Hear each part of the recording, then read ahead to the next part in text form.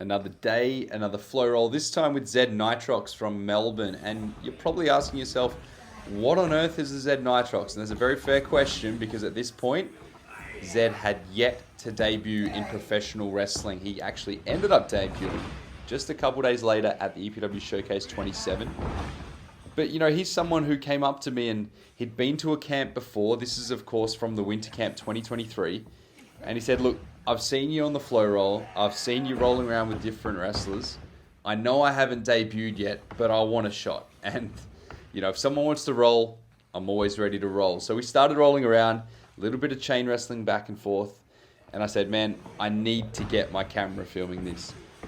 You know, with tutelage like Jay Andrews at the MCW Academy, you would expect quite a bit of ability there, and I was pleasantly surprised by what Zedd had to offer in terms of pure technical ability.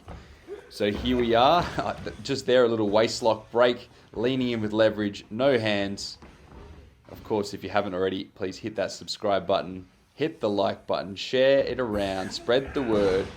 It all helps the algorithm, it all helps me, it helps me keep putting out these kinds of videos. So these rolls are meant to be playful, they're meant to be creative. I went with a little step over toe hold and used that to grab a heel hook. Zedd doing a good job of bringing that leg over the top, just trying to bring me off my base, and then himself getting a little bit of a 50-50 position into that leg lock. I guess one of the problems with this position though, you can see that his feet are crossed and not tucked in tight enough, so just a little bit of double trouble there. I got a good connection on the heel and used that to turn him over, which you can also use into a submission, but I just used this to turn into what ended up being a little bit of a Texas cloverleaf, but now transitioning into the start of a bow and arrow lock.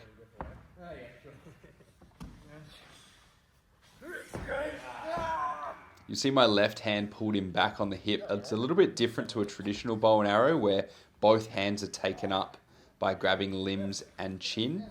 With this one, because the legs actually have that almost inverted Indian deathlock, you don't need your hands on their legs. So I felt by using my hand on the hip, I was able to turn him over much more smoothly. Now just playing a little bit of butt scooting. A little bit of testing the waters, seeing what comes. Sometimes it's just about entertaining yourself half the time and just seeing what happens. That's the beauty of a flow roll. Zedd doing a good job of grabbing my leg with his outside arm, using that to bring me one way and then bring me the other way with a run the pipe takedown. Going over like he was going to do a figure four, so what I did was sit up and grab hold of his ankle. By doing that, there's no way he could have locked it in. And then I went to turn it into a figure seven lock, but he actually turned to his stomach, which is completely fine. It actually takes out the middleman. It takes out a few steps, and it allowed me to now work this little, I guess you would call it, a little bit of catch wrestling painfulness. Some elbows in the spine, elbows in the back of the neck. Something my trainer Cole Devani was notorious for back when I first started training in pro wrestling. Just now with the crossface, I'm using that to sit him up and then knee in the back, just for that little fulcrum to work against.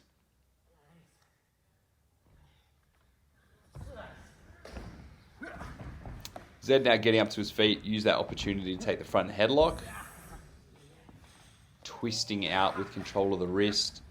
And then seeing the back opportunity, he gets a little back take into the waist lock. Reverse drop toe hold into the ankle lock. That is a video I have covered before in the World Beater Wrestling series, which you can see on my channel.